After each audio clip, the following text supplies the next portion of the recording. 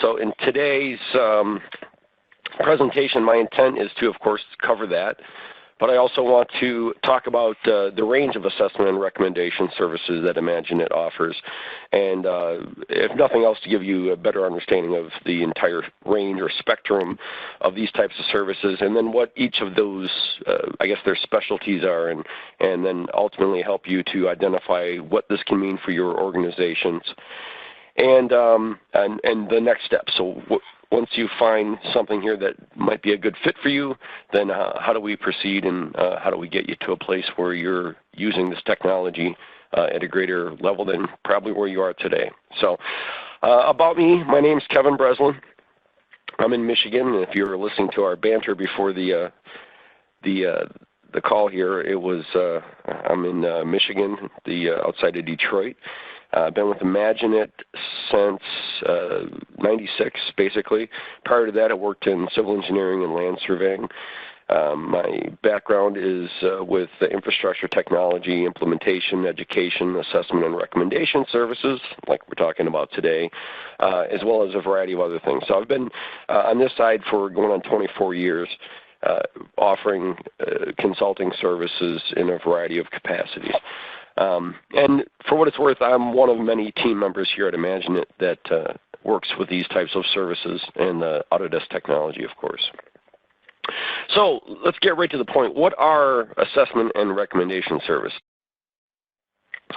Really, it's, as the name implies, there's not a whole lot of mystery here, I guess, if you dissect the description. But it's a type of services that we offer that help us to work with organizations to help them to quickly assess, process, workflow, knowledge, standards, environments, and acquire information pertaining to that. And then from there, provide, again, as the name implies, provide prescriptive recommendations aimed at enhancing productivity, addressing issues, identifying knowledge gaps, and providing education. Basically, it's a way for us to take our collective knowledge and to look through the lens of our experiences and then see how you're doing things, how you're using technology, how the processes that are being employed, and then from that give you our perspective as to how you can make improvements to your processes to, in most cases, attain a higher level of capacity, functionality, productivity,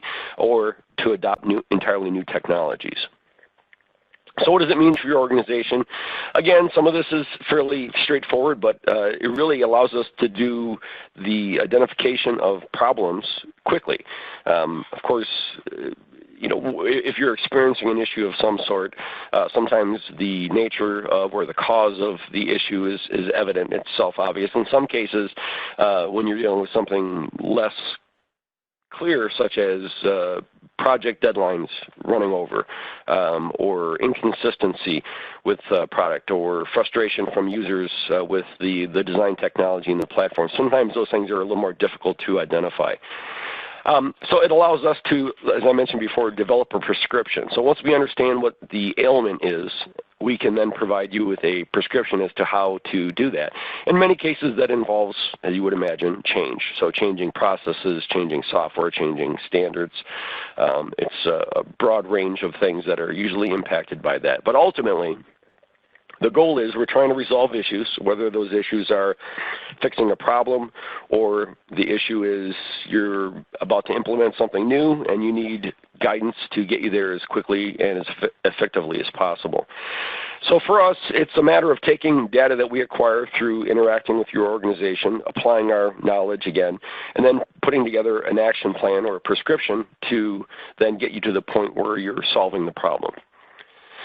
So looking at this through, again, through the lens of our world and the way that IMAGINiT as a Autodesk partner and a solutions provider, and then most of our customers that are in the land development, engineering, surveying side of things, we need to first look at what are you probably focusing on. So in your day-to-day operations, most of our customers on the infrastructure side, they're focusing on, well, engineering, design, drafting, surveying, managing projects, dealing with construction, working with clients.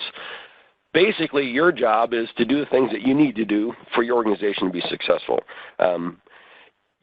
in most cases, most organizations don't have an extensive army or staff of support people whose jobs are to develop, maintain standards, continued education, automation development, research, new technologies, etc. You've got, frankly, more important things to do that don't really allow you to invest a lot of time into those aspects.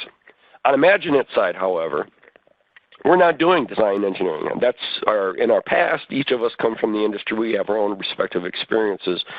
But in our role here as consultants, it is our job to research and develop best practices, define what solutions, what technologies are best in class for addressing a particular need. If you're, for example, working with gravity pipes and you're trying to decide, well, what makes the most sense, using a spreadsheet for calculating sizing and coverage, or should we be using SSA or HydroFlow? And so you have those three options laying right in front of you, which is the best.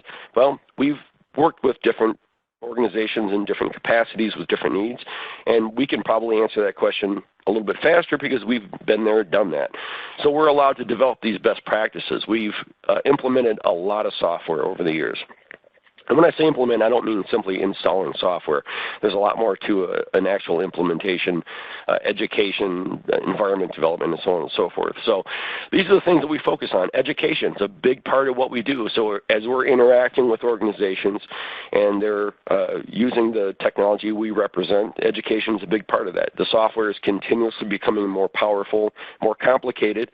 And while it is in some respects also getting a little more intuitive, there's still a lot of education that needs to be had in order for people to get to using it quicker and more effectively. Automation is another thing.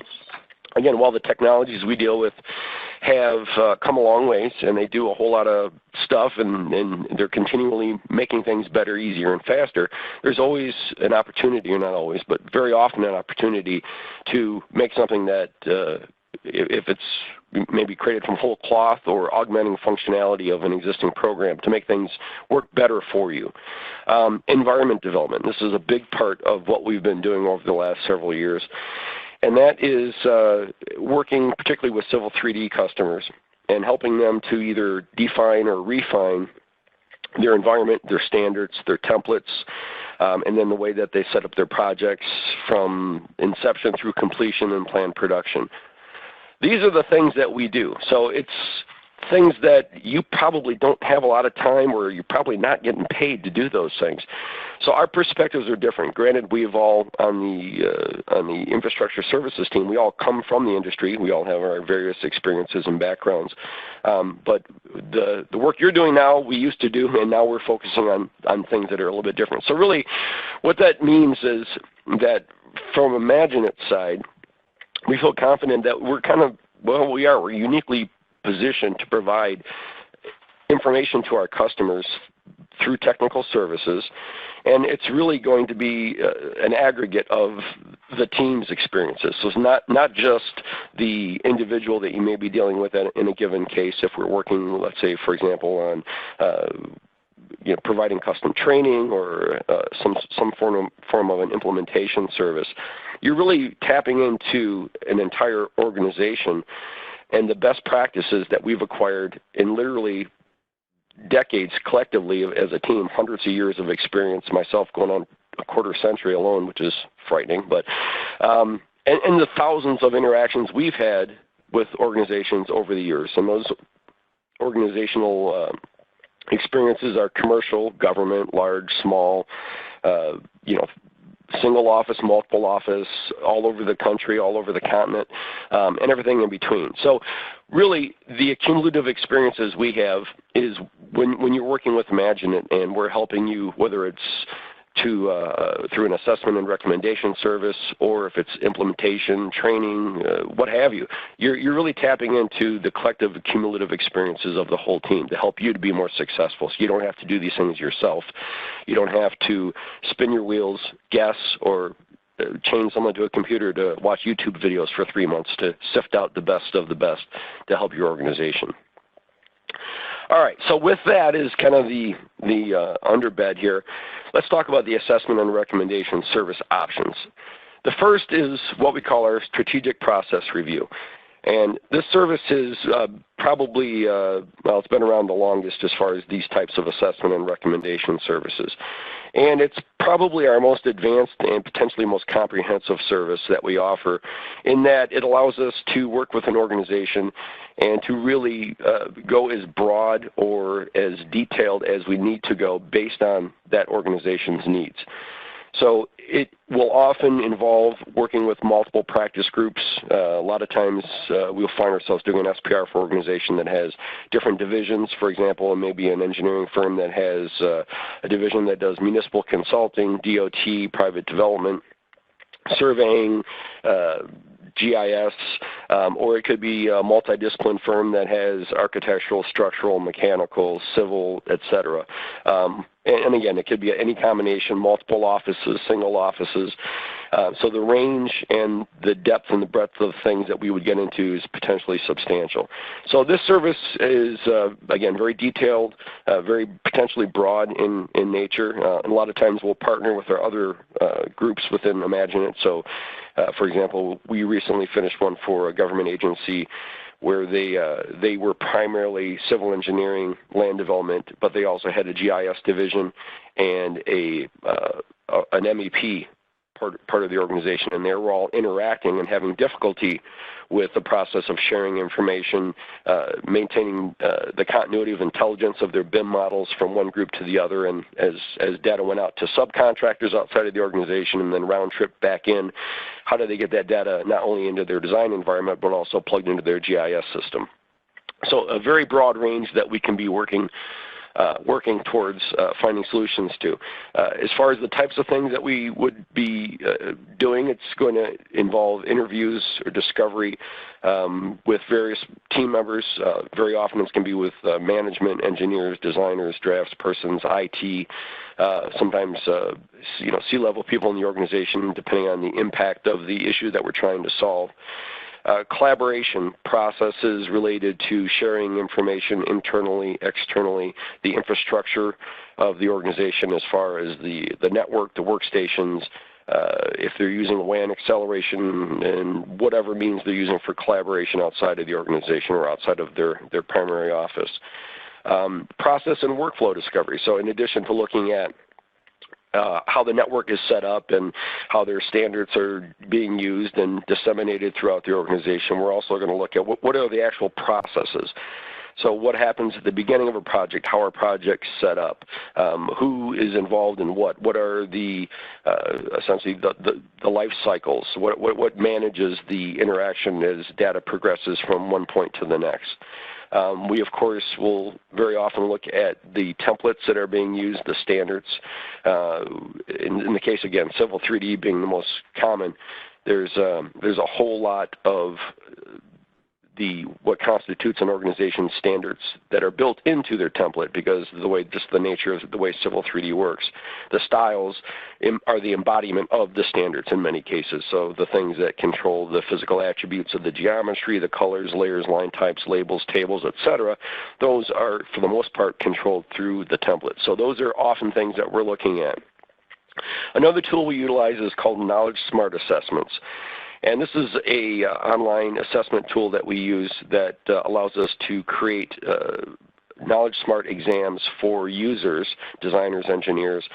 And depending on what aspects of the software they're using or what software they're using, we can create custom exams, and then we can, from the results of that, put together very detailed prescriptive recommendations as a means to identifying and then addressing knowledge gaps with the use of the technology itself. And as far as the product of this service, so once we go through and we spend time learning as much as we can about the organization, the product of that is a detailed findings and recommendation report.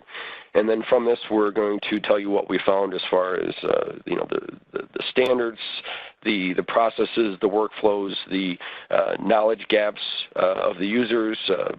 And then from that, we put together essentially a prescriptive report giving you a means to addressing the issues that you're having. So probably the most comprehensive, the most flexible, and can be very broad in range. A service that we've added in the last several years is called a health check service. You may have heard of this one. And this is probably one that we, as far as the range of assessment and recommendation services, this has been predominantly what we've been doing on the infrastructure side over the last several years, in large part because the majority of our customers are using Civil 3D. Civil 3D is a, 15-plus-year-old program at this point. So there's a lot of customers using it and a lot of history on how customers came to where they are today with their use of the technology. So when Civil 3D first came out, years ago, early adopters got in. Some went into it and just jumped into it and was hoping for the best. Others, they went through some sort of an implementation process and then developed their standards and their processes, and they went on to using it. Well, time goes by, things change, people change, and then you find yourself at a point where a lot of organizations are wondering, are we really using this to the best of our abilities? Are there things that we're not utilizing? Are we doing it the best way? How are others using this technology? Or cases where organizations are starting to identify problems that, hey, we thought this was going to make things faster and make us more competitive, and turns out the exact opposite has happened. And the question is, why? Why are we not as productive with this technology as we could be, should be?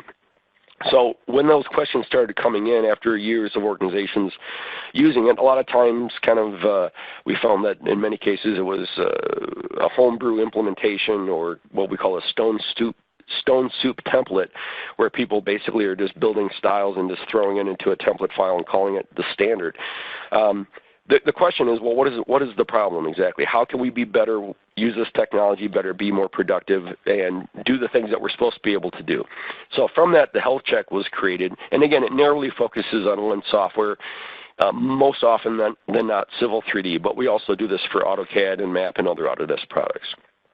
So this service, similar to the process review, it's going to contain process and workflow interviews. We meet with representatives of different practice groups or different divisions, different members of the organization. We don't need to interview everybody in the company, but respective team members from the different practice groups who can walk us through their processes, their standards, the way projects are set up, the way they're collaborating and sharing. We do a very detailed assessment of the templates because, again, in Civil 3D's case, the lion's share of the standards are the things that control the appearance and to a large degree the behavior of the program that lives in the template itself. And if the template is out of whack, that can lead to a lot of other productivity-based issues. So looking at the template and doing a detailed analysis of that is very important. Also, the Knowledge Smart assessments, as I mentioned before with the SPRs, we will often employ that. But because this is generally more narrowly focused than a process review, usually the duration of the service is between 2 and 5 days.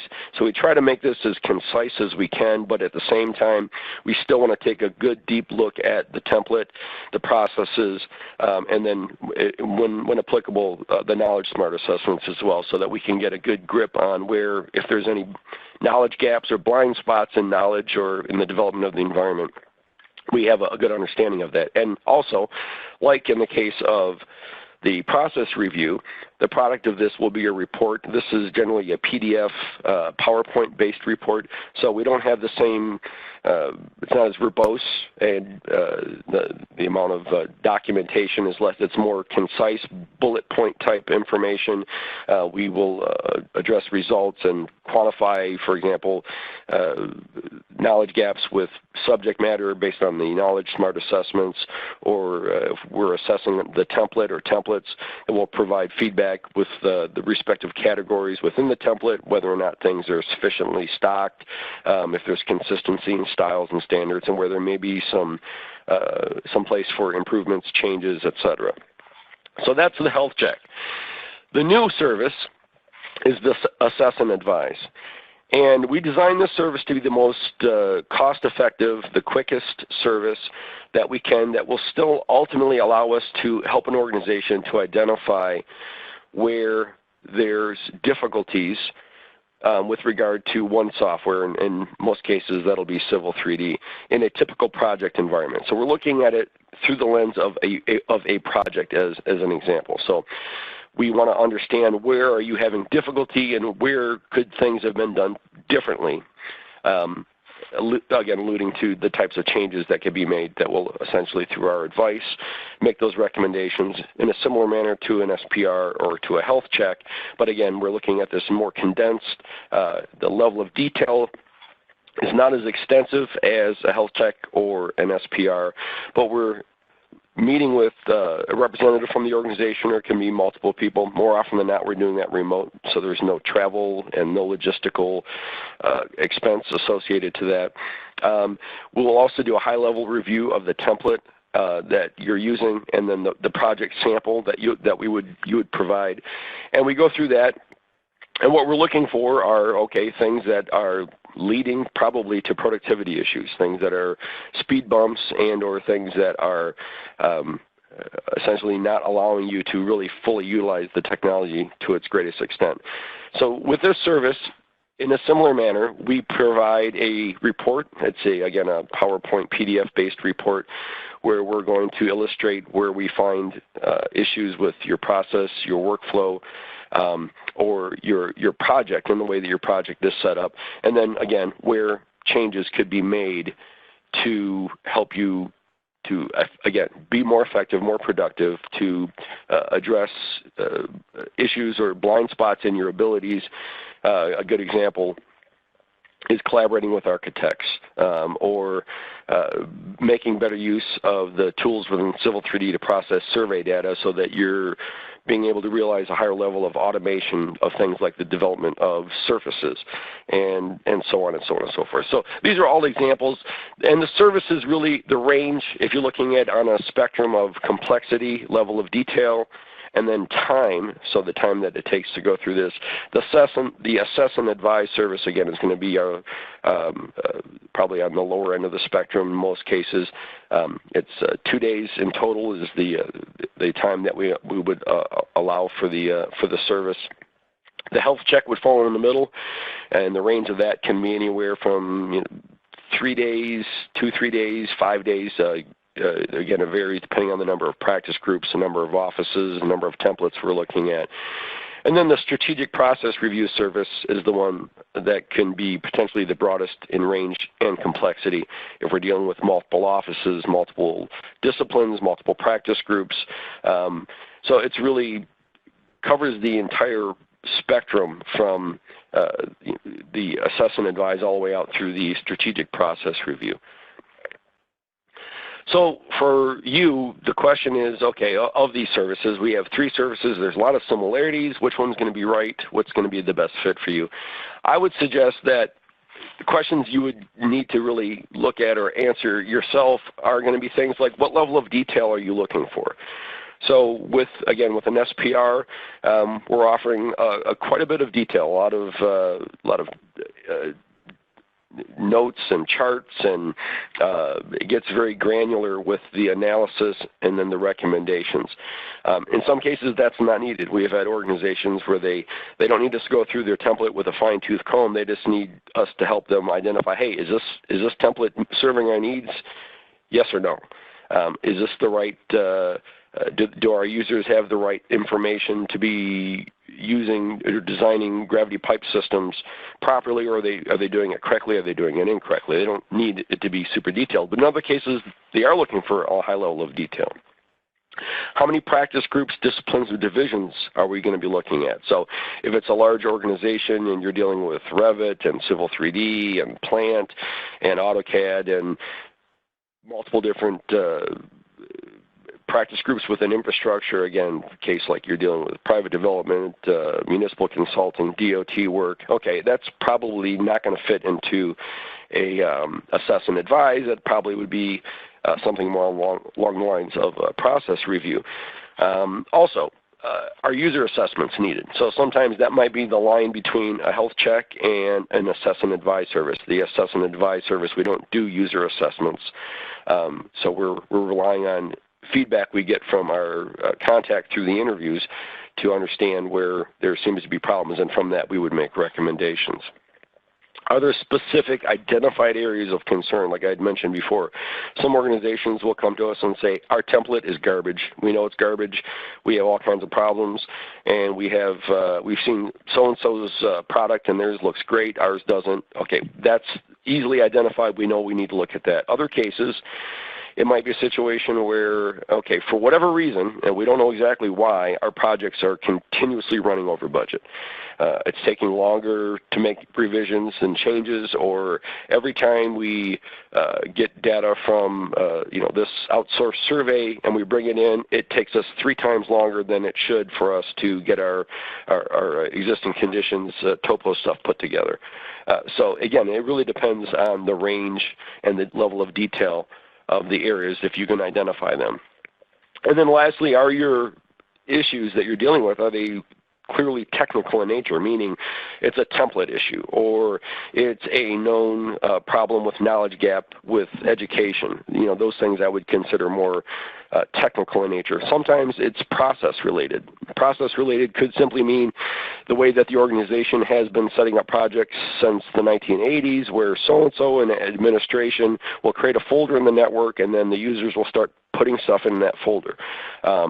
Or it could be a situation where people are using a mixed bag of methods for sharing information. Some are using data references, some are using X references, some are using both, some are using neither.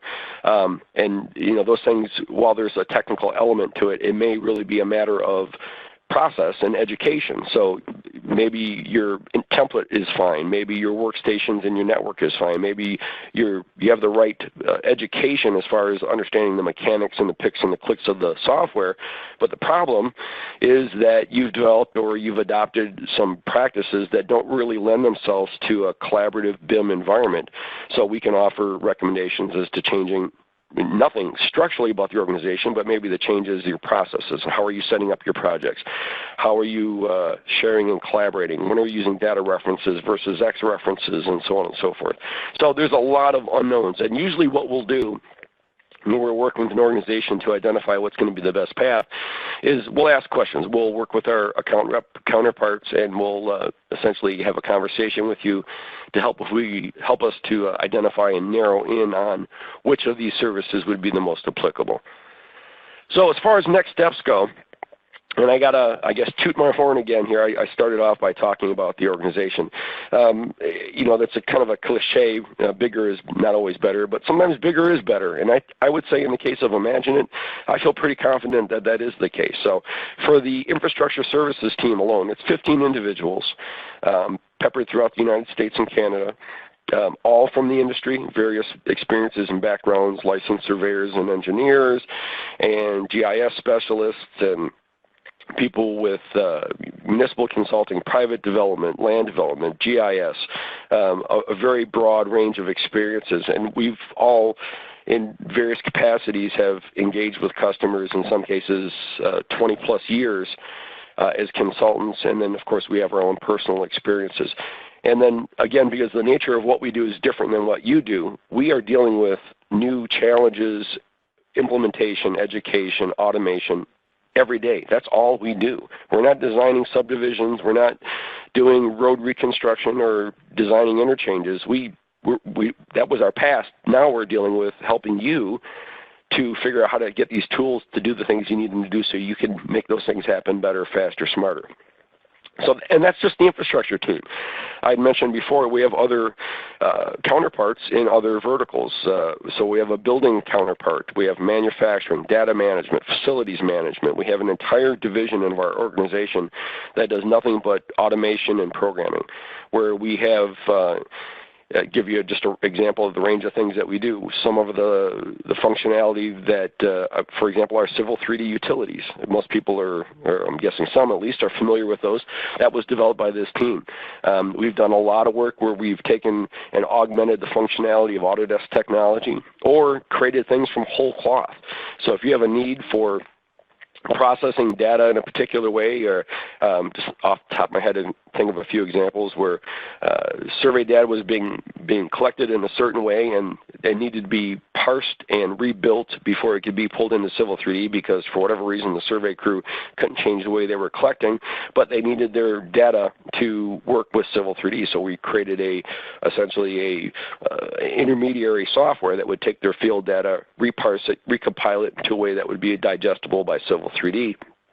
And that allowed them to have a minimal disruption to their processes and workflow, but at the same time, they're able to take full advantage of Civil 3D's functionality because we created this software for them.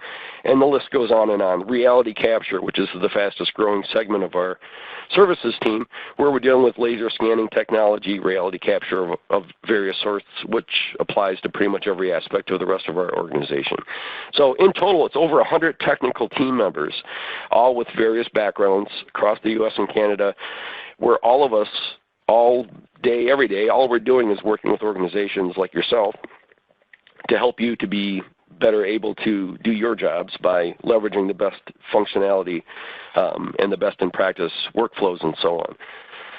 So where do you get more information? Of course, as I said before, if you think that any of these assessment and recommendation services could be of benefit to you, you can of course reach out to your account rep and they'll coordinate with someone on the services team. We'll set up a call and we'll figure out what's going to be the best way to go forward. If you want to do some research on your own, of course you can go to the IMAGINiT website, and under the services category you can see the rather long list of the types of services, and of course the health checks and the process reviews are listed, but we do a lot of other things as well. Beyond the obvious, people of course would think, well, they do training and support, and yes, we do all of that, but there's a lot more that we can offer beyond the traditional Autodesk partner stuff. And then I would invite you to look at case studies.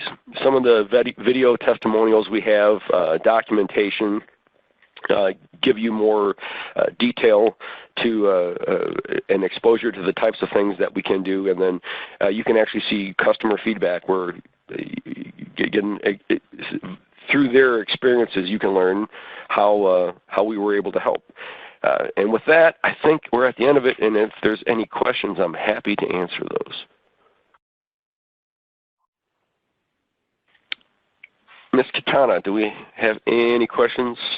And I think everyone's still muted, so that would be text questions only. Correct. No, we don't have any pertaining to the webinar. We did have some people that wanted to know if this was recorded, and it is. We will post it on our resource center, and we'll be sending you a copy. But thank you. All righty. Well, if there's no questions, folks, thank you again.